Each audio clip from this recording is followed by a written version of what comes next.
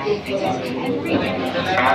dari pihak Polsek Teunom dan Swalayan Teunom menyampaikan berdasarkan instruksi Gubernur Aceh nomor 7 tahun 2021 membatasi jam operasional untuk warung kopi, kafe, Swalayan, Pusat Perbelanjaan, mall ataupun sejenisnya sampai dengan pada pukul 22 WIB ataupun jam 10 malam.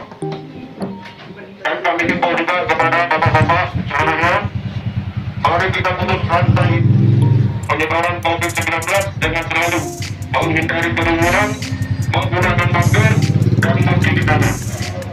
Demikian himbauan